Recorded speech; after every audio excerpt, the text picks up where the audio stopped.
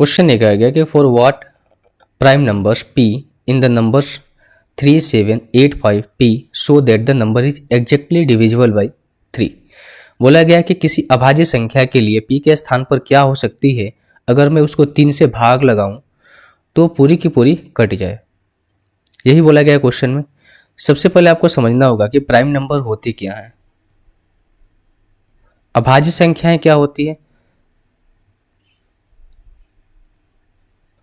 अभाज्य संख्याएं वो होती है जो जिनका जो फैक्टर होता है 1 या वो स्वयं होती है। ठीक है, जैसे कि सबसे छोटी प्राइम नंबर कौन सी होती है? 2, उसके बाद 3, उसके बाद 5, देन 7। इस तरीके से प्राइम नंबर्स आगे बढ़ती हैं।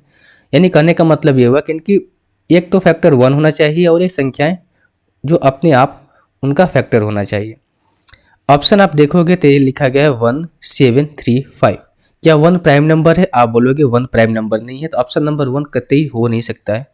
अब आपको मालूम होना चाहिए 3 का डिविजिबिलिटी रूल, विभाज्यता का नियम क्या होता है। अगर मैं 3 का डिविजिबिलिटी रूल की बात करूं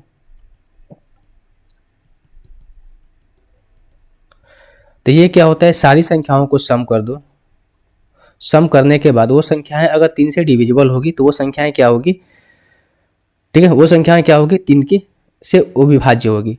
संख्याएं हमें क्या दे रखी है? 3, 7, 8, 5 और p। इस p के स्थान पर या तो 7 आ सकता है, 3 आ सकता है या 5 आ सकता है, हमें नहीं पता।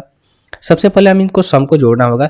जो डिजिट हमें दी गई हैं उनके सम को ऐड करना होगा। 7, 3, 10, 10, 5, 15, 15 और 8 कितना होता है भाई? 15 और 8 कितना होता है? 23 होता है ना? 23 होता है। ठीक है, 15 और 8 कितना होता है? 23 होता है। ठीक है, 15 और 8 कितना होता है? 23 होता है। अब यहाँ से देखो कि इस 23 में हम कौन सी ऐसी संख्या को ऐड करें, ठीक है, कि वो संख्याएं 3 से विभाज्य हो जाए।